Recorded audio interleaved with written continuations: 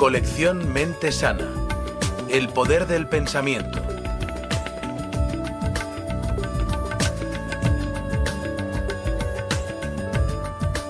El doctor Deepak Chopra, líder de renombre mundial en el campo de la medicina cuerpo-mente. Tras enseñar en la Facultad de Medicina de la Universidad de Tufts, Boston, fue jefe del personal médico del New England Memorial Hospital.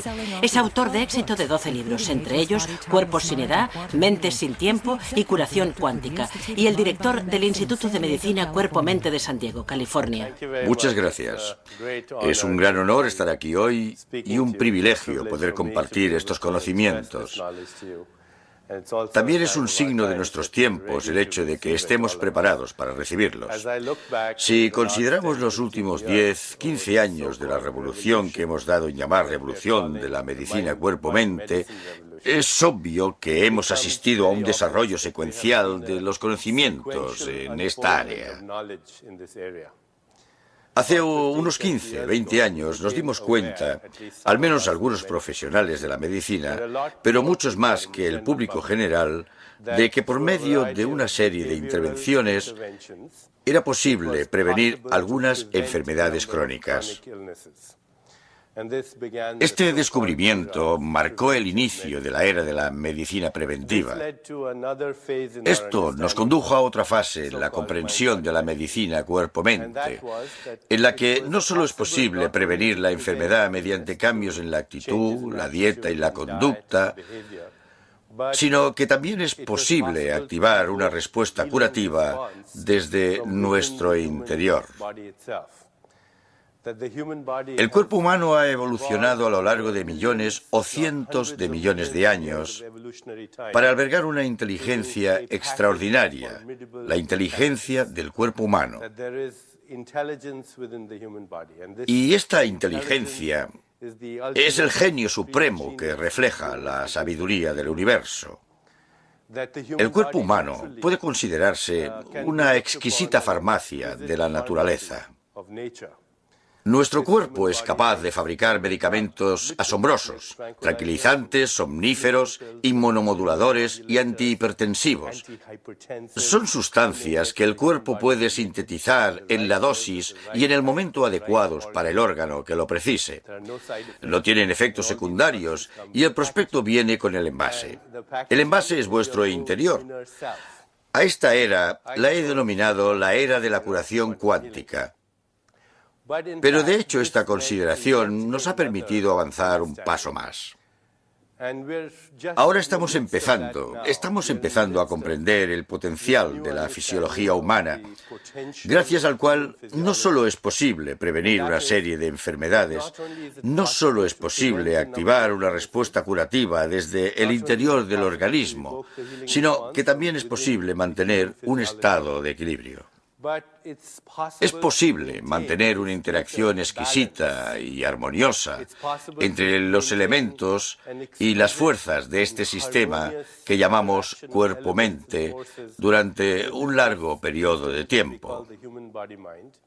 El envejecimiento en las personas, al contrario que en los animales, no es un fenómeno fijo.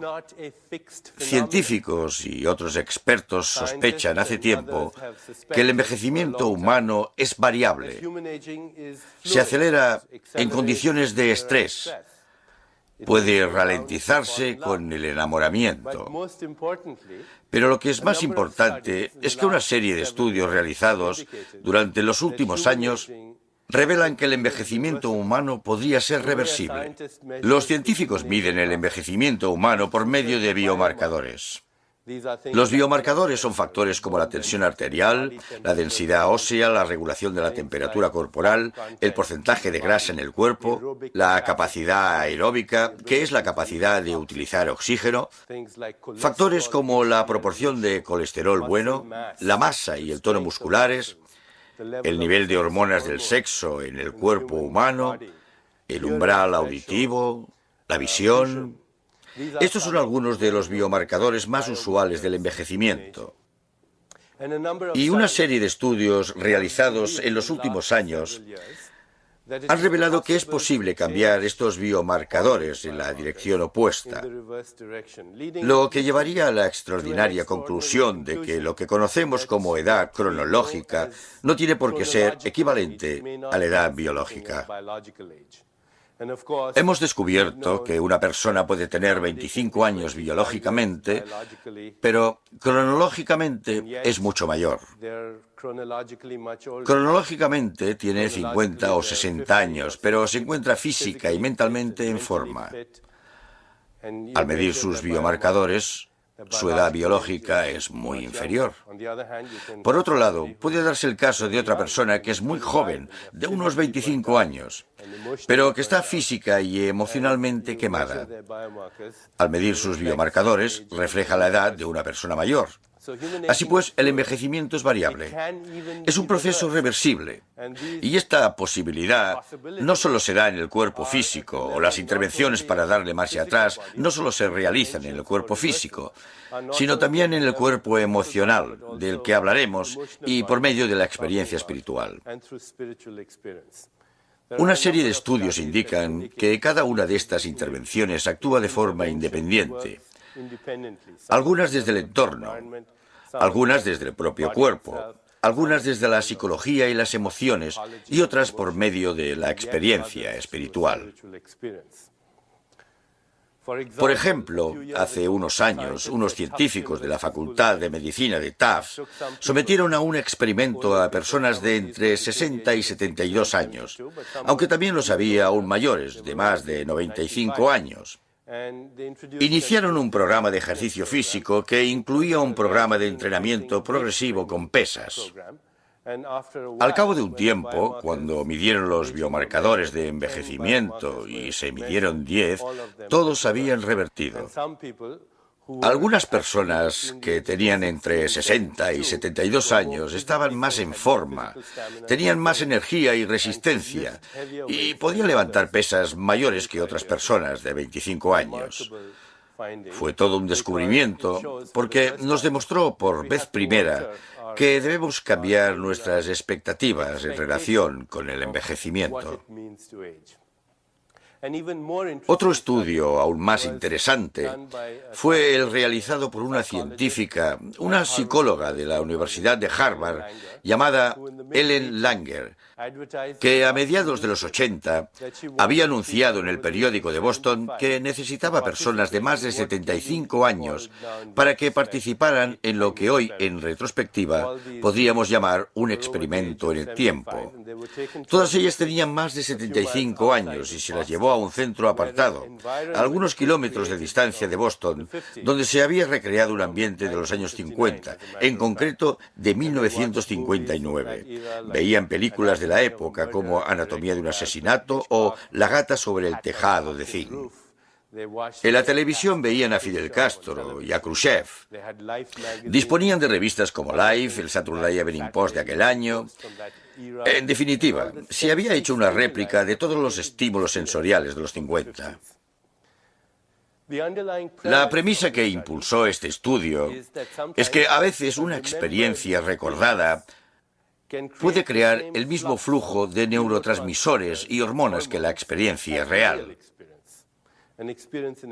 Una experiencia imaginada puede generar un flujo de sustancias químicas en el organismo que reproduce la experiencia real.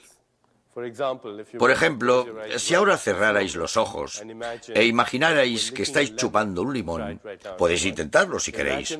Imaginad que estáis chupando un limón y enseguida notaréis que estáis segregando enzimas salivares. Si imaginarais que estáis corriendo tras un tren, aceleraría vuestro ritmo cardíaco. En cambio, si imaginarais que vais a dormir, lo ralentizaría. Si imaginarais, como hacían algunos yogis antiguamente en la India, y aún hoy, que tenéis carbones ardiendo en la mano, se incrementaría la temperatura de la mano. Y si al mismo tiempo imaginarais que tenéis cubitos de hielo en la otra mano, bajaría la temperatura de esa mano. Si recordáis experiencias estresantes por las que habéis pasado hace poco o incluso hace bastante, se liberará adrenalina y cortisona en el organismo. Hasta podría generarse ácido hidroclórico en el estómago y causaros acidez. Así pues, hace tiempo que se sabe que una experiencia recordada puede desencadenar el mismo flujo de neurotransmisores y la misma liberación de sustancias químicas en el organismo que una experiencia real. La doctora Langer pidió a las personas del experimento que volvieran a los años 50. ¿Y qué ocurrió? Al cabo de una semana, varios biomarcadores analizados revirtieron en gran medida, entre ellos la flexibilidad de los dedos o incluso su longitud. Revirtieron también otros biomarcadores como la audición o la visión. Y este experimento no incluía ejercicio físico, un cambio de dieta, meditación o la toma de antioxidantes, acciones de las que sabemos, por otra parte, que pueden influir en los biomarcadores del envejecimiento. Y la razón por la que hablo de estudios como este no es porque crea conveniente que nos retiremos a un lugar apartado e imaginar que vivimos en los años 50. La razón por la que hablo de estudios como este es que quiero llamar vuestra atención sobre una cuestión importante. ¿Qué es esto que llamamos realidad cotidiana? ¿Qué es la realidad cotidiana? Esta es la cuestión que quiero tratar ahora. Tal vez lo que consideramos la realidad cotidiana no es otra cosa que una hipnosis programada socialmente, una ficción inducida en la que hemos accedido a participar de forma colectiva. De vez en cuando, algunos salen de esa hipnosis de condicionamiento social y se forma un interesante y variopinto grupo de sabios, psicóticos y genios. Nuestra experiencia de la realidad cotidiana es el resultado de la interpretación de la experiencia sensorial. Así es como experimentamos el mundo, al fin y al cabo, a través de los sentidos, de lo que vemos, tocamos, saboreamos y olemos. Incluso tenemos expresiones como ver para creer. Si uno puede ver algo, lo puede tocar, tiene una textura, un color. Entonces es real. Existe. Y si uno no lo puede experimentar a través de los sentidos, entonces uno piensa, bueno, no es real, solo está en mi imaginación. Espero que para cuando acabemos hoy os haya convencido de que si podéis ver y tocar algo, probablemente sea una ilusión. No tiene una realidad intrínseca. Y en cambio, el embrión de algo que no podéis experimentar a través de los sentidos, que ni siquiera podéis imaginar, que no es conceptualizable, es más real que cualquier otra cosa que tengáis en la mente o podáis experimentar a través de los sentidos. Es abstracto, inefable, misterioso e incomprensible para mucha gente, pero experiencial. Hablaremos de ello más a fondo, porque podría ser en esencia nuestra naturaleza. La cuestión es que el mundo, aunque sea enorme y sólido, no tiene una existencia independiente de un observador. En otras palabras, el mundo físico es una respuesta del observador. Esta mesa es la respuesta de quienes la estén observando. Es la respuesta del observador, porque depende de los instrumentos que utilicéis para llevar a cabo la observación. Los instrumentos que utilizamos para observar son básicamente los receptores y el sistema nervioso.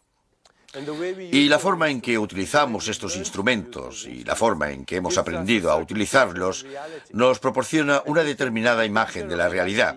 Y creemos que esa imagen de la realidad es la realidad, pero lo que quiero demostraros hoy es que hay una diferencia entre la realidad y nuestra percepción de la realidad. Un experimento conocido entre los científicos que estudian el campo de la cognición es el de los gatitos criados en una habitación que solo tenía rayas horizontales. Estos gatitos fueron expuestos a un determinado estímulo visual. el de las rayas horizontales. Otro grupo de gatitos fue criado en una habitación de rayas verticales. Una vez adultos, un grupo de gatos solo veía un mundo horizontal. El otro grupo solo veía un mundo vertical que no tenía nada que ver con la concepción de las cosas de estos gatos. Parece ser que no tenían las conexiones interneuronales, es decir, las conexiones entre neuronas para ver ya fuera un mundo horizontal o vertical. ¿Qué había pasado? Los gatos expuestos solo a estímulos horizontales hacían una interpretación. Su sistema nervioso hacía una interpretación. Quizá no fuera en inglés, quizá no fuera con acento indio, pero aún así se daba un proceso en la conciencia de estos gatos.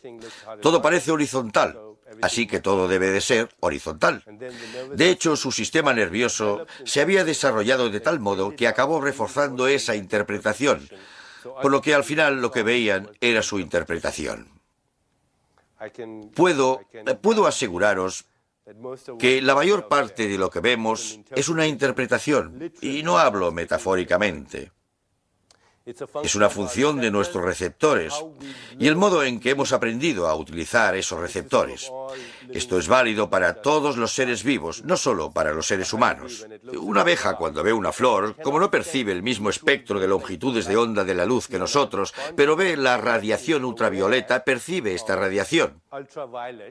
Una abeja, cuando ve una flor, no ve la flor como nosotros, aunque perciba la miel a distancia. Una serpiente percibe su entorno mediante sensores infrarrojos. Un murciélago, gracias al eco de los ultrasonidos. Las ballenas y los delfines se desplazan gracias a la ecolocación y a la percepción de los campos magnéticos de la Tierra, igual que las palomas mensajeras y otras especies de aves. Los globos oculares de los camaleones pivotan sobre dos ejes distintos. No os podéis imaginar qué aspecto tendría esta habitación para un camaleón. Así que, ¿cuál es la verdadera imagen del mundo? ¿Cuál es su verdadera textura? ¿Cómo es en realidad? La respuesta es: depende de quién lo observe. ¿Qué clase de instrumentos utiliza? Depende de los instrumentos utilizados, el momento en que lleve a cabo la observación y la clase de preguntas que se haga cuando realice la observación. En esencia, es una respuesta del observador. La imagen del mundo no es su aspecto, es nuestro modo de verlo. Y nosotros hemos aprendido a verlo de determinada manera. Hasta ahora lo hemos mirado por medio de lo que yo llamo la superstición del materialismo. Según la superstición del materialismo, este es un mundo físico, y nosotros somos entidades físicas en el mundo físico.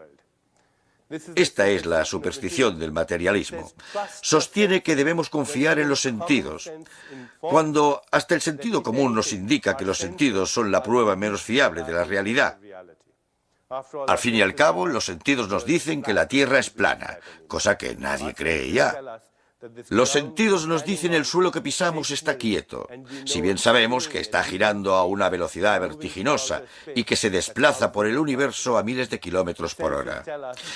Los sentidos nos dicen que las cosas tienen una textura, un color, una forma, una apariencia, un color, un sabor, un olor, y tendemos a pensar que esta es la naturaleza intrínseca de las cosas. No lo es la naturaleza intrínseca del observador que realiza la observación. Por tanto, si queremos avanzar en la comprensión del cuerpo y la mente y el potencial humano, debemos deshacernos de nuestra vieja concepción de la realidad, basada en la superstición del materialismo. Debemos dejar de pensar en el cuerpo humano como una estructura anatómica rígida. Cuando fui a la Facultad de Medicina, al menos cuando fui a la Facultad de Medicina, quería conocer el significado de la vida. Esa era mi motivación para ir a la Facultad de Medicina. Y a lo primero que me enfrenté fue a un cadáver. Se suponía que debía comprender el significado de la vida por medio del examen de un cuerpo sin vida, y ese modelo es el que sigue prevaleciendo. Concebimos el cuerpo humano como una estructura anatómica rígida y concebimos la conciencia como el epifenómeno de este cuerpo material. que albergar pensamientos, sentimientos, emociones, deseos, instintos e impulsos, o enamorarse, creer en Dios, el cielo, el infierno, la salvación o la condena, es solo un baile de moléculas. Se supone que la bioquímica es la responsable de este fenómeno que llamamos pensamiento, y si entendemos cómo actúan estas moléculas, seremos capaces de resolver nuestros problemas. La ciencia, basada en el modelo materialista, ha intentado comprender los mecanismos de la enfermedad con la esperanza de que, si se comprenden los mecanismos de la enfermedad y se interfiere en esos mecanismos, debería ser posible eliminar la enfermedad. Por desgracia, esta estrategia no ha funcionado, porque los mecanismos de la enfermedad no son los que la causan.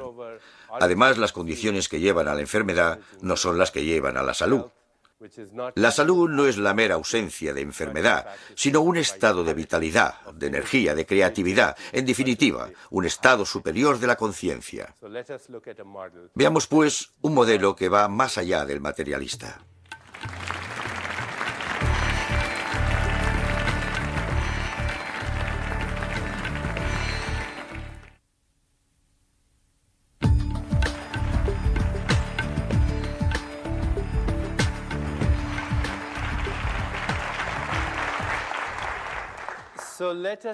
Intentemos considerar el cuerpo humano que se halla más allá de este modelo materialista.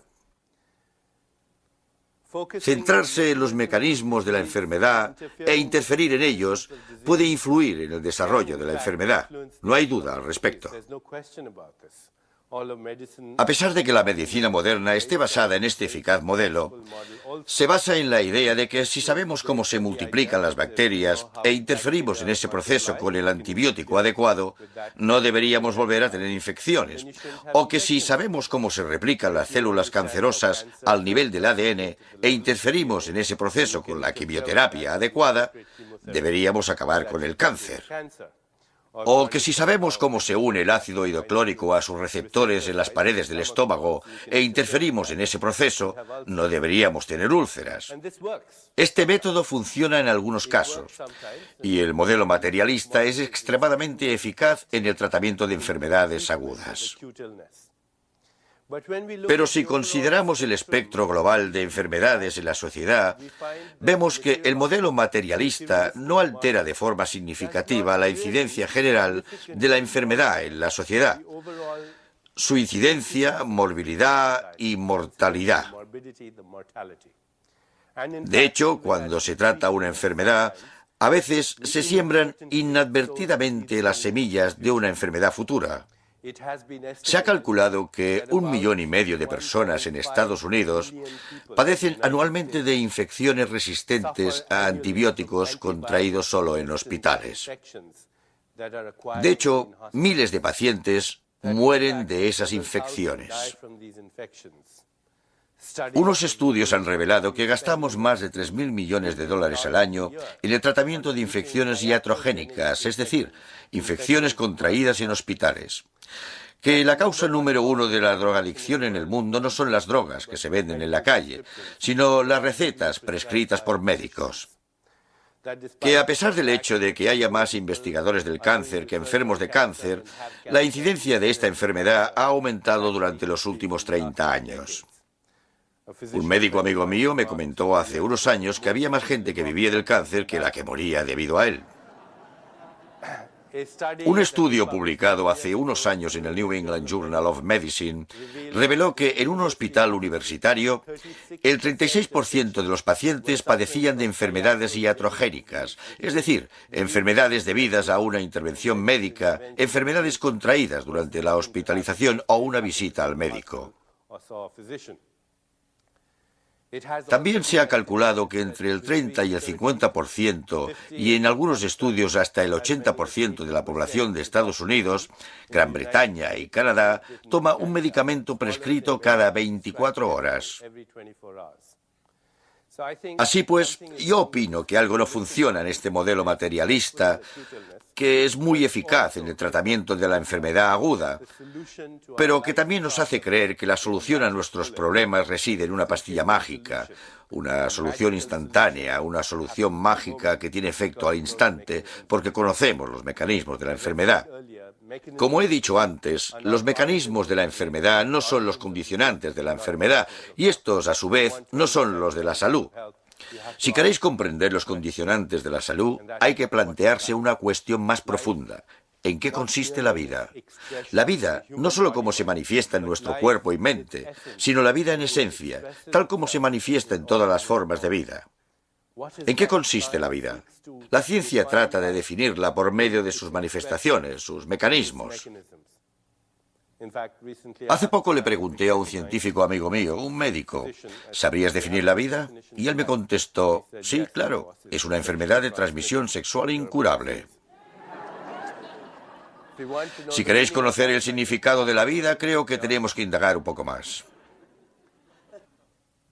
El cuerpo humano es un río de inteligencia, de energía, de información. Y se está renovando constantemente en cada momento de nuestra existencia. El filósofo griego Heráclito dijo, no se puede bañar uno 2 veces en el mismo río porque el agua fluye. Y del mismo modo lo hace el yo, el verdadero yo. Y ahora averiguaremos quién es el verdadero yo. El verdadero ya no puede meterse en el mismo cuerpo 2 veces, porque a cada momento de nuestra existencia se renueva con más facilidad, menos esfuerzo y más espontaneidad de lo que necesitamos para cambiarnos de ropa. Basta con considerar algunos procesos fisiológicos para comprobar la certeza de esta información. Se ha calculado que al respirar, en una sola inspiración, absorbemos 10 elevado a la 22 átomos del universo. Es una cantidad ingente de materia prima que procede de la naturaleza y acaba formando células del corazón, el cerebro, los riñones, etc. Al expirar se expelen 10 elevado a la 22 átomos que provienen de las células del organismo. Uno expele fragmentos de tejidos del corazón, los riñones y el cerebro, por lo que en teoría compartimos nuestros órganos con los demás todo el tiempo. El gran poeta americano Walt Whitman dijo, cada átomo que os pertenece también me pertenece. Cada átomo que os pertenece también me pertenece. Y no es una metáfora poética, es un hecho fisiológico. En base a cálculos matemáticos, los científicos han realizado estudios de radioisótopos y han concluido que en este momento cada uno de nosotros puede tener en su cuerpo al menos 1 millón de átomos que estuvieron en el cuerpo de Jesucristo, o Buda, o Mahatma Gandhi, o Gengis Khan, o Saddam Hussein, o cualquier otra persona que se os ocurra. Durante las últimas 3 semanas, 1.000 billones de átomos, 10 elevado a la 15, han circulado por nuestro cuerpo, que han circulado por el cuerpo de cada una de las especies de nuestro planeta. Un árbol africano, una ardilla siberiana o un campesino chino pueden ser la materia prima de nuestro cuerpo físico. Hace 3 semanas flotaba por esos otros seres. Se calcula que en menos de un año, uno renueva el 98% de los átomos del cuerpo. Por tanto, a nivel atómico, uno fabrica un nuevo hígado cada 6 meses, una nueva piel cada mes, un nuevo revestimiento del estómago cada 5 días, un nuevo esqueleto que, a pesar de ser tan duro y sólido que parece permanente, es un órgano dinámico que se renueva cada 3 meses. Y el ADN, la materia prima genética del cuerpo que almacena la información de millones de años de evolución, la materia prima fundamental, es decir, el carbono, el hidrógeno, el oxígeno, el nitrógeno, va y viene cada 6 semanas, casi como aves migratorias. Si uno piensa qué es su cuerpo físico, estaremos ante un dilema puesto que ¿a qué cuerpo nos referimos? Os doy esta conferencia con mi modelo de 1995, creo. La última vez que vine a Los Ángeles a dar esta conferencia, traje el mismo maletín, pero no el mismo cuerpo físico, porque el cuerpo físico ha reciclado la tierra, el agua y el aire. Ha reciclado el carbono, el hidrógeno, el oxígeno, el nitrógeno y otros elementos de la tabla periódica. Si vais a una ferretería, podréis comprar la materia prima por $7.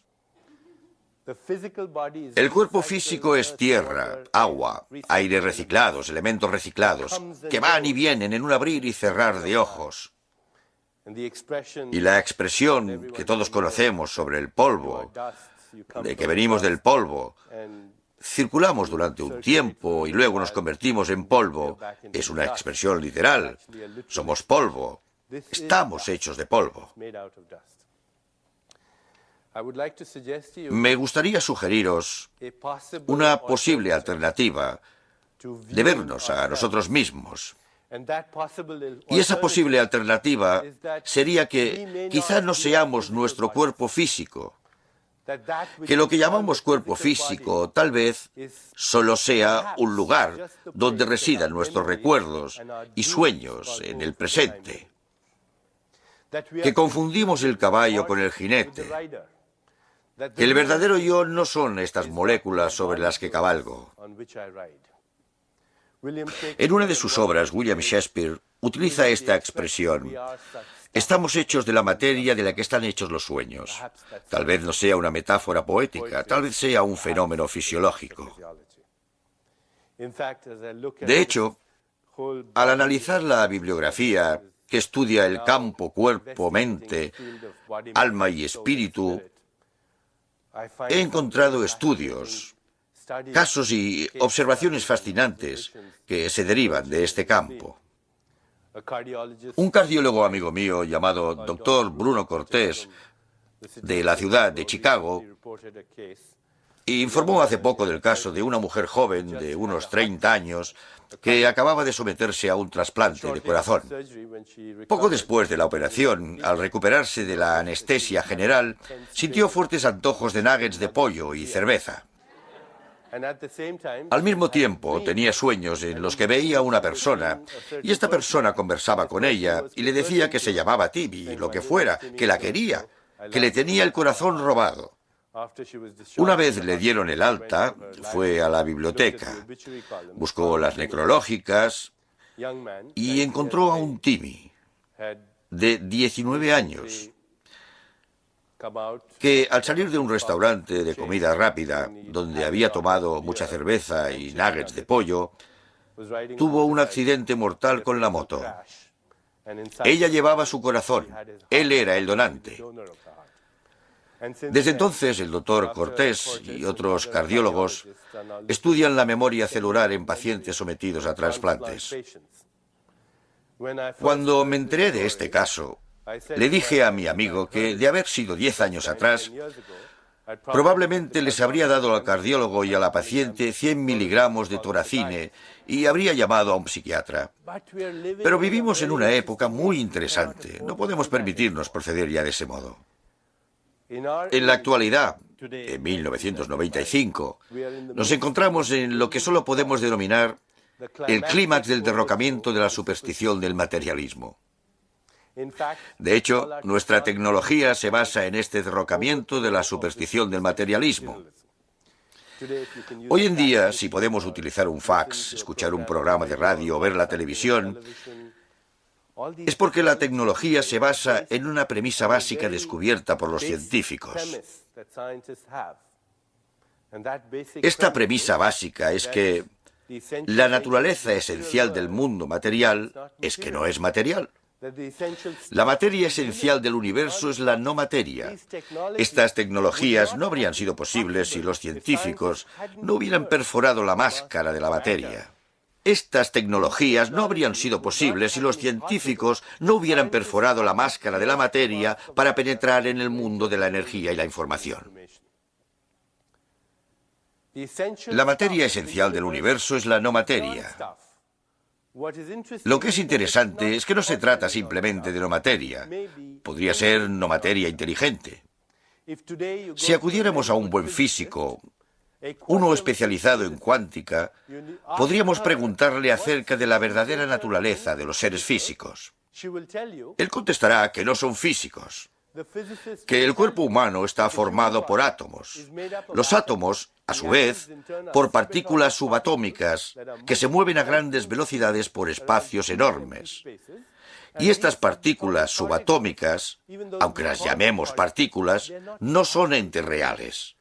Son fluctuaciones de energía e información en un enorme vacío. Visto a través de los ojos de un físico, el cuerpo humano, en proporción, está tan vacío como el espacio intergaláctico. Si pudiéramos verlo tal como es realmente, veríamos un enorme espacio vacío con algunos puntos dispersos y descargas eléctricas aleatorias. Porque, en realidad, el 99,99% del cuerpo humano es, en su mayor parte, espacio vacío. Y el 0,01% que percibiríamos como material también es espacio vacío. En otras palabras, el universo está hecho de la nada. Si vamos más allá de la fachada de las moléculas, entramos en una nube subatómica. Si vamos más allá de la nube, acabaremos en un montón de nada. Entonces la pregunta es, ¿qué es esta nada de la que procedemos? ¿Qué es esta nada de la que procedemos todos?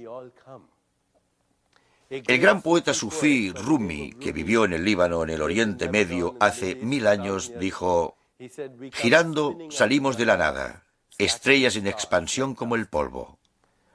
Dijo, observad esos mundos que surgen girando de la nada. Este es vuestro poder. Ahí fuera, donde están las ideas del bien y el mal, hay un campo. Ahí me reuniré con vosotros. ¿En qué consiste esta nada? ¿Es solo un vacío o podría ser el viento de la creación? Es posible, aunque sea de forma remota, que la naturaleza actúe exactamente del mismo modo para crear una galaxia de estrellas, o un grupo de nebulosas, o una selva tropical, o un cuerpo humano que para crear un pensamiento. ¿Os habéis preguntado qué es un pensamiento? ¿Os habéis preguntado de dónde procede? ¿Qué es un pensamiento? Me gustaría sugeriros que un pensamiento es un fenómeno cuántico. Para aquellos que no estén familiarizados con la terminología de este campo, los físicos definen un quantum como la unidad indivisible más pequeña en que se emiten o absorben las ondas de información y energía. Un quantum de luz, por ejemplo, se le conoce como fotón. Un quantum de electricidad se le conoce como electrón. Un quantum de gravedad se le llama gravitón. Es la partícula subatómica básica que mantiene unido el universo. Pero no son más que etiquetas para definir unidades de energía e información. Un pensamiento es efímero, impredecible. Es invisible, por tanto es un quantum. Efímero, imprevisible, invisible. Un pensamiento también es una unidad de información y energía. Cada pensamiento que tengáis es una unidad de información y energía. Si pensáis, quiero mover los dedos de los pies, ese pensamiento tiene dos componentes. Energía, si no, los dedos no se moverían. E información, una serie de instrucciones precisas, distintas a parpadear los ojos. Los fenómenos cuánticos dan lugar a la manifestación del universo, pero también dan lugar a la manifestación del cuerpo. Los pensamientos que son fenómenos cuánticos se transforman en fenómenos de espacio-tiempo, que llamamos materia. Y esta no es una mera hipótesis de la filosofía oriental. Tiene fundamento científico. Hace 15, 20 años que sabemos que los pensamientos tienen sustratos bioquímicos, que las emociones, los sentimientos, los deseos, los instintos, los impulsos y los recuerdos pueden transformarse en fenómenos bioquímicos. A estos mensajeros bioquímicos de nuestro interior se les identificó como neuropéptidos porque fueron hallados en el cerebro y son proteínas. Y así es como las células cerebrales se comunican entre sí por medio del lenguaje de los neuropéptidos. No obstante, después se descubrió que hay receptores para estos neuropéptidos, no solo en las células cerebrales, sino en todas las células del organismo. Cuando los científicos estudiaron las células inmunológicas, las células que nos protegen del cáncer, las infecciones, los trastornos degenerativos e incluso los estragos del tiempo, descubrieron que las células inmunológicas presentan receptores para los mismos neuropéptidos que se sintetizan en el cerebro como consecuencia de los pensamientos, los sentimientos y las emociones. En otras palabras, las células inmunológicas se enteran constantemente de nuestro diálogo interno. Alguien en nuestro interior tiene una conversación ininterrumpida consigo mismo. Dentro de un momento, analizaremos quién puede ser esta persona y dónde podría residir. Pero, por el momento, admitiremos que quien quiera que sea nunca calla. La conversación no cesa en ningún momento. Si le preguntáramos a un buen neurobiólogo al respecto, diría que el sistema inmunológico escucha esta conversación. De hecho, este especialista diría que no hay diferencia entre el sistema inmunológico y el sistema nervioso. Afirmaría que el sistema inmunológico es un sistema nervioso en circulación. Y por si eso no fuera suficientemente intrigante e interesante, el mismo fenómeno tiene lugar en el resto de células del organismo. Si uno dice que siente un extraño presentimiento en las tripas, no está hablando metafóricamente, sino literalmente. Las tripas sintetizan las mismas sustancias que el cerebro cuando produce pensamientos, cuando fabrica pensamientos.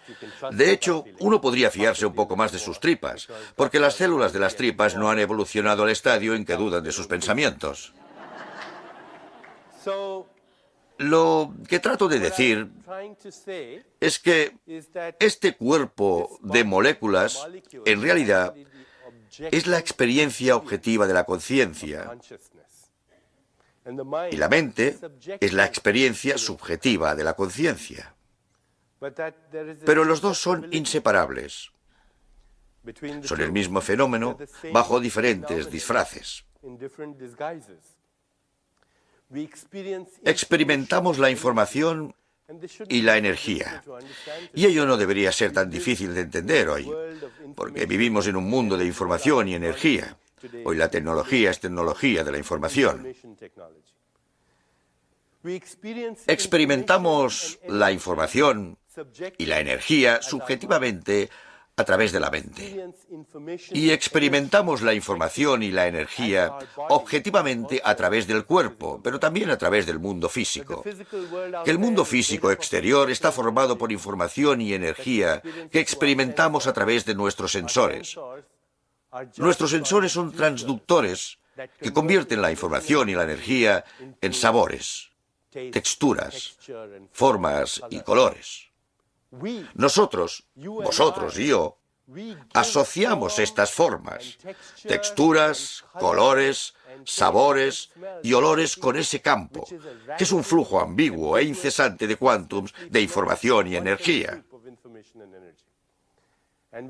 Experimentamos esa misma información y energía en el cuerpo físico y experimentamos esa misma información y energía en la mente como pensamientos, sentimientos, emociones y deseos. Pero se trata de lo mismo bajo diferentes disfraces. Por eso existe un antiguo dicho en la literatura védica que dice: yo soy aquello, tú eres aquello y todo es aquello, y aquello es lo único que existe. Y si lo comprendéis, buenas noches y gracias.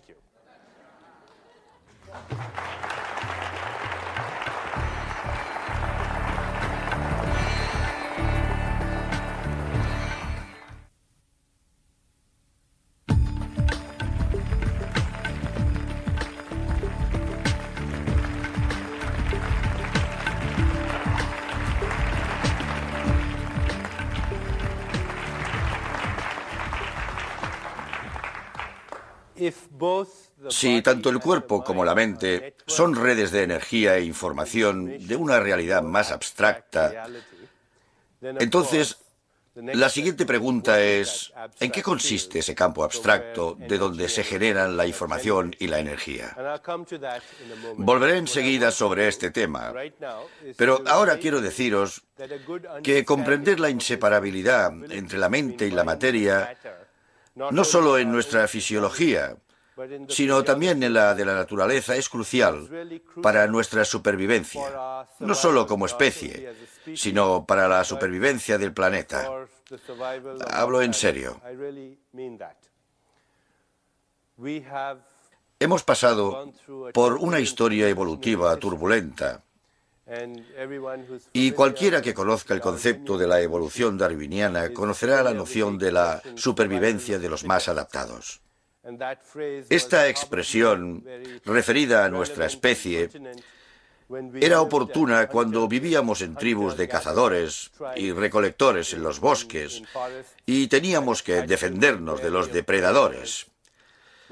Pero ahora, como estaréis de acuerdo, nuestra especie se ha convertido en el mayor depredador del planeta.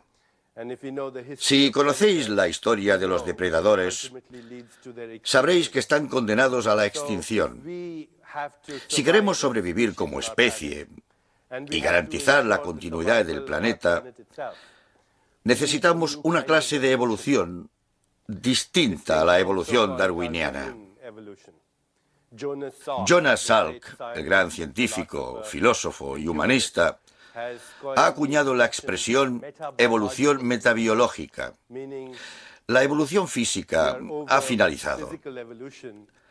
Nos encontramos en una nueva fase evolutiva, la evolución de la conciencia y, en última instancia, la evolución de la conciencia de la conciencia.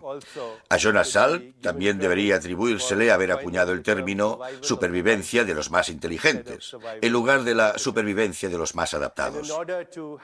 Y para que esa nueva fase evolutiva se despliegue como una realidad concreta en nuestros tiempos, creo que es importante saber ¿qué es la conciencia? ¿Qué es la mente? ¿Qué es la materia? ¿Y cuál es la conexión entre las tres? Posiblemente no haya conexión, forman una unidad inseparable. Hace unos cuantos años, cuando me inicié en el campo de la medicina cuerpo-mente, y se estaba consolidando una nueva disciplina médica llamada psiconeuroinmunología, conocí un interesante experimento realizado por un científico en los Institutos Nacionales de la Salud. El experimento consistía en inyectar en ratones poli-IC una sustancia que estimula el sistema inmunológico, al menos en los ratones. Después les hacía oler alcanfor a los ratones. Al cabo de un tiempo, cuando los ratones olían alcanfor, estimulaban su sistema inmunológico. Otros científicos utilizaron otra especie de ratones y les administraron ciclofosfamida, una sustancia tóxica que destruye el sistema inmunológico, al tiempo que les hacían probar sacarina. Estos ratones, al solo olor de la sacarina, comenzaban a destruir su sistema inmunológico. Interesante situación. Un grupo de ratones olía alcanfor y estimulaba su sistema inmunológico. Otro grupo de ratones probaba sacarina y destruía el suyo. ¿Cuál es la diferencia fundamental entre la supervivencia y la muerte de estos ratones? Si exponemos a un grupo a bacterias, tendrán una infección. Si se les administra carcinógenos, desarrollarán cáncer, y en el otro no ocurrirá nada. ¿Cuál es la diferencia fundamental? Radica en la interpretación del recuerdo del olor al alcanfor o del sabor de la sacarina. La diferencia fundamental, al menos en este modelo de experimento, parece ser la interpretación de un recuerdo. ¿Podría ser relevante para nosotros? Un psicólogo calcula que una persona podría tener de promedio unos 60.000 pensamientos al día. Esto no es sorprendente. Lo que sí es desconcertante es que alrededor del 95% de los pensamientos que tiene uno un día son los que tuvo el día anterior. Nos hemos convertido literalmente en manojos de reflejos condicionados y nervios que son estimulados constantemente por personas y circunstancias y que dan lugar a conductas predecibles, reflejos bioquímicos predecibles y fenómenos predecibles en este cuerpo.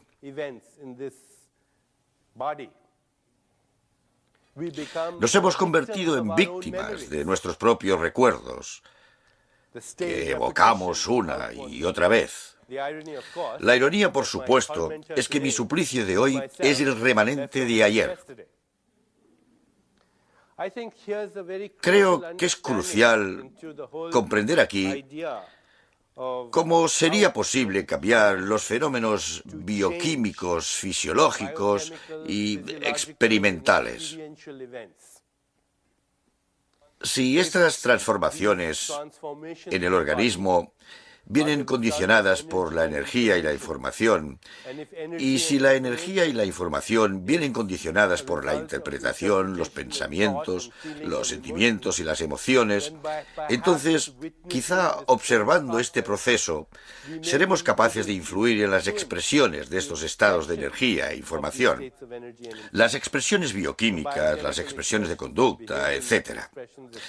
Podríais preguntaros si realmente sustituimos el 98% de los átomos del cuerpo y fabricamos un nuevo cuerpo una vez al año. Entonces, ¿por qué continuamos teniendo artritis? ¿Por qué sigo teniendo arterias bloqueadas? Y la respuesta podría ser que, debido al condicionamiento, generamos los mismos impulsos de información y energía, que no son exactamente los mismos pensamientos, sentimientos, emociones e ideas, pero sí mantenemos las mismas conductas, los mismos hábitos en la dieta, la misma experiencia sensorial del mundo. En consecuencia, engendramos los mismos estados de información y energía que desencadenan los mismos procesos bioquímicos y fisiológicos, las mismas conductas y, en última instancia, los mismos efectos patológicos. Existe una expresión magnífica en la ciencia védica, la ciencia de la Ayurveda, la ciencia de la vida que nos viene de una tradición muy antigua. La expresión es: utilizo los recuerdos, pero no permito que los recuerdos me utilicen. Esta es una expresión muy interesante, porque aquí podríamos tener la clave de lo que quizá constituya la respuesta curativa. Utilizo los recuerdos, pero no permito que los recuerdos me utilicen. Claro que hay que recurrir a los recuerdos, de lo contrario, no encontraríamos el camino de vuelta a casa esta noche. Pero cuando uno permite que los recuerdos lo utilicen, se convierte en víctima en vez de creador. Dejar que los recuerdos lo utilicen a uno es estar en un estado de reacción constante. Y utilizar recuerdos para crear respuestas que son creativas en el campo de posibilidades es convertirse en un creador. Es la diferencia esencial entre lo que en tradiciones espirituales se ha llamado esclavitud y libertad. La esclavitud sería hacia nuestros recuerdos y la libertad desde nuestros recuerdos. Profundizaré en el tema dentro de un rato. De momento quería establecer las bases de esta inseparabilidad de la mente y la materia y cómo influye en la salud. Otro experimento fascinante, publicado en el Journal Science en 1980, consistía en el estudio por parte de científicos de la Universidad Estatal de Ohio del metabolismo del colesterol en los conejos. Administraron a los conejos dietas muy altas en colesterol. Al cabo de un tiempo, comprobaron la elevación del colesterol y la arteriogénesis, que es el endurecimiento de las arterias, y para su asombro, descubrieron que un grupo de conejos no desarrollaba el mismo nivel de arteriosclerosis o hiperlipidemia, aunque tuvieran la misma dieta. De hecho, se registraba un 60% menos en la incidencia de hiperlipidemia y sus complicaciones. No sabían por qué se daba esa diferencia, hasta que alguien averiguó que el encargado de dar de comer a los conejos, en lugar de arrojarles la comida, les sacaba de las jaulas, les acariciaba y les abrazaba. Les susurraba cosas cariñosas al oído. Como consecuencia de esta experiencia de amor, y si no os gusta la palabra, podéis llamarlo flujo de información y energía. Como consecuencia de esta nueva experiencia, los conejos transferían el colesterol por una vía metabólica completamente diferente. Esto marcaba la diferencia entre la vida y la muerte en relación a la causa mortal número 1 de nuestra civilización, como sabréis, la enfermedad cardiovascular. Así, pues, aunque es importante lo que comemos, parece que nuestro estado de conciencia cuando comemos influye en las vías metabólicas de los alimentos, una cuestión que la ciencia aún no ha reconocido. Desde un punto de vista puramente científico, la conciencia no desempeña ningún papel en la nutrición y, sin embargo, la conciencia podría ser uno de los determinantes cruciales del propio metabolismo de los alimentos.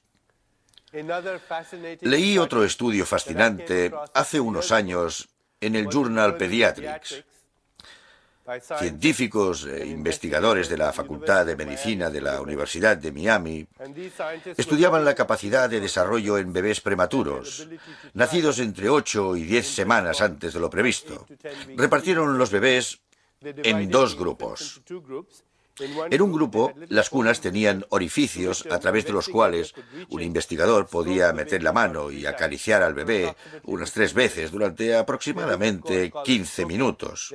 Claro que no lo llamaban caricias, sino estimulación táctil y kinestésica, el término médico orwelliano para caricias. Dios nos libre de llamarlo amor. Los bebés que recibieron la estimulación táctil y kinestésica ganaron de promedio hasta un 49% más de peso al día con la misma alimentación, lo que llevó a los investigadores a concluir que la estimulación táctil y kinestésica es una estrategia rentable, porque se ahorran $3.000 por paciente. Ganaban peso mucho más rápido. Ahora sabemos que si tocamos a alguien con cariño, se da una liberación inmediata de factores y hormonas del crecimiento, especialmente en bebés y niños, aunque también en los adultos, y la hormona del crecimiento es una hormona antienvejecimiento. Es una hormona que tiene efectos biológicos, que revierten el proceso de envejecimiento, incluso en los adultos. Es una hormona anabólica. Cuando una perra lame a sus cachorros, eso es lo que ocurre. Se producen explosiones de hormonas de crecimiento. De hecho, existe una enfermedad que los científicos reconocen. Los endocrinólogos la llaman enanismo psicosocial. Y en esta enfermedad los niños son literalmente enanos. Al medir la hormona del crecimiento en la sangre, su concentración es muy baja. Y si se les administra hormona del crecimiento, siguen sin crecer. Los receptores no se unen a esta hormona, porque estos niños no son enanos físicamente, son enanos emocionales. Si se les saca de su entorno y pasan a tener una madre cariñosa o la figura de una madre y se les acaricia, los niveles de la hormona del crecimiento subirán y los receptores se unirán a ella. Lo que vemos aquí es la transformación de la conciencia en algo material. En este caso, la hormona del crecimiento, el producto de un determinado código de inteligencia en la conciencia. Muchos estudios demuestran que no solo entran en juego los factores del crecimiento, sino también muchas otras sustancias. Será un torrente de sustancias curativas en el organismo, como consecuencia de la experiencia sensorial del mundo, pero esa experiencia sensorial no debe ser amenazadora, debe ser cariñosa. El amor se transforma en estas sustancias curativas. Seguro que habréis oído la canción Tócame, siénteme, óyeme, cúrame. En realidad es un hecho fisiológico. Hace unos años leí un estudio extraordinario sobre los factores de riesgo de muerte súbita por complicaciones cardiovasculares, siendo esta la causa mortal número 1 de nuestra civilización. Me pregunté, ¿por qué estudian los factores de riesgo de la muerte cardiovascular? Ya sabemos cuáles son: el tabaco, la hipertensión y el colesterol alto. Estadísticas recientes indican que más del 50% de los pacientes, que de hecho es la mayoría, mueren prematuramente de complicaciones cardiovasculares y no presentan ninguno de los factores de riesgo estándar.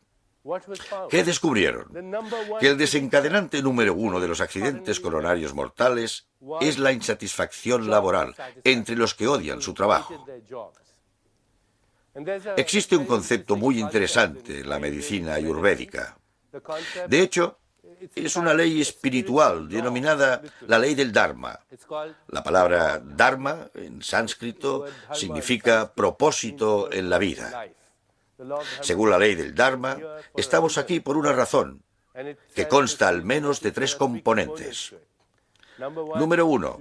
Descubrir la verdadera naturaleza de la realidad, perforar la máscara de la materia y afrontar la realidad no solo por el artificio de la experiencia sensorial, sino por lo que es, porque entre nosotros y la realidad existe una pantalla de percepción. Existe una expresión hermosa en uno de los poemas de William Blake. Veré si lo recuerdo. Dice: nos vemos llevados a creer una mentira, cuando vemos con y no a través del ojo que nació una noche para perecer en una noche cuando el alma dormía en rayos de luz. El primer componente de esta ley del Dharma es afrontar la realidad, no por el artificio de la percepción, sino afrontarla tal como es y reconocer que es nuestra naturaleza espiritual. Volveré sobre ello más tarde. El segundo componente de la misma ley del Dharma es servir al prójimo, plantearse la pregunta: ¿cómo puedo ayudar? Y el tercero es expresar nuestro talento único, porque la ley del Dharma dice que todos tenemos un talento único y una forma única de expresarlo que nadie más tiene. Hay una cosa que uno puede hacer mejor que nadie en este planeta, y cuando la hace, pierde la noción del tiempo, pierde la conciencia del tiempo. Por tanto, afirmaría que el primer factor de muerte prematura es la falta de propósito en la vida. El desencadenante número 2 es la valoración de la felicidad propia. Si uno piensa que es feliz o no. A partir de este estudio y otros estudios similares, también en Europa, se han obtenido unas estadísticas sorprendentes. Más personas mueren en nuestra civilización en un día en particular de la semana. Y estoy seguro de que adivinaréis en qué día. Sí, y adivinad a qué hora. A las 9 de la mañana de los lunes mueren más personas en nuestra civilización que en cualquier otro momento. Es un logro extraordinario y asombroso, únicamente atribuible a la especie humana. Porque imagino que ningún otro animal conoce la diferencia entre un lunes y un martes. ¿Qué diferencia hay? Es solo una idea. Es solo una idea. Y las ideas no se ven. No se pueden meter en un tubo de ensayo. No se pueden observar al microscopio. Pero las ideas han sido las precursoras de la enfermedad, la muerte, la devastación y la guerra. También podrían ser las mensajeras de la curación. Hasta la experiencia del espacio y el tiempo la generamos de forma parecida. Si le preguntáramos a un físico: ¿ha hecho alguien un experimento dado con una fórmula matemática que demuestre la existencia del flujo del tiempo lineal? Si se lo preguntáramos a un físico, nos dirá que no se ha hecho ningún experimento, ni se ha dado con ninguna fórmula. Que el flujo del tiempo lineal es un fenómeno creado por el sistema nervioso. En un universo en el que el pasado, el presente y el futuro coexisten en un campo de todas las posibilidades. Que la experiencia del tiempo lineal es la forma de la naturaleza de evitar que experimentemos todo a la vez, que es en realidad lo que sucede. Y por supuesto, por nuestra propia experiencia, sabemos que tenemos una experiencia personal del tiempo. Si lo pasamos bien, el tiempo pasa rápido. Hace unos años cogí un vuelo de Boston a Londres, donde me encontré a un viejo amigo. Lo pasamos tan bien que el tiempo pasó volando. El vuelo duraba 6 horas, pero a nosotros nos pareció que pasó, como dice la expresión, en un plis-plas. No comimos, no dormimos. Cuando llegamos, ni siquiera experimentamos jet lag.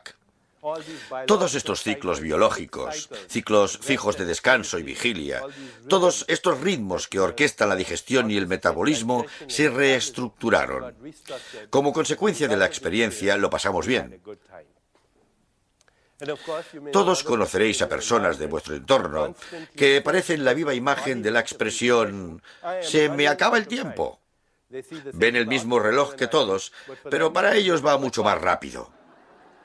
Si las examináramos, veríamos que tienen un reloj biológico acelerado, ritmos cardíacos más rápidos y plaquetas con altos niveles de adrenalina, plaquetas que se acurrucan de miedo, así como altos niveles de otras hormonas del estrés. Cuando de repente mueren de un infarto prematuro, entonces claro que se les ha acabado el tiempo. Y luego conocemos a personas cuyo diálogo interno parece que sea: tengo todo el tiempo del mundo. Tienen un reloj biológico más lento. Todos lo hemos experimentado alguna vez. Quizá estábamos enamorados, quizá hacíamos el amor, o quizá contemplábamos la eternidad entre las nubes mirando las estrellas. Quizá caminábamos por la playa, quizá escuchábamos música exquisita, quizá rezábamos y de repente perdimos la noción del tiempo. Como cuando una persona dice que la belleza de una montaña es increíble, que el tiempo se quedó parado. ¿Qué es esta experiencia cuando el tiempo se para? ¿Qué es esta experiencia? Abraham Maslow, el gran psicólogo americano, dijo que es una experiencia clímax. Las antiguas tradiciones la han llamado la experiencia de la conciencia unitaria. La conciencia unitaria implica que el observador y el objeto observado se convierten en uno, se unifican en una unidad de experiencia. El espectador y el paisaje se convierten en uno, el conocedor y el objeto de conocimiento se convierten en uno. El observador y lo observado se convierten en uno. Son la misma cosa bajo diferentes disfraces. También es la experiencia del amor, pero amor no como mero sentimiento, amor como la verdad última en el corazón de la creación. El poeta indio Rabindranath Tagore dijo: la misma corriente de vida que recorre el mundo y baila ritmos acompasados recorre mis venas día y noche. Es la misma vida que estalla de alegría a través del polvo de la tierra en forma de briznas de hierba y ráfagas tumultuosas de flores. Es la misma vida mecida en la cuna del mar del nacimiento y la muerte, en las mareas, y mis miembros se sienten magníficamente al contacto con este mundo de vida y siento la vibración vital de los tiempos bailando en mi sangre en este momento. Esa es la experiencia de atemporalidad, la pérdida de la noción del tiempo para llegar a la conciencia unitaria.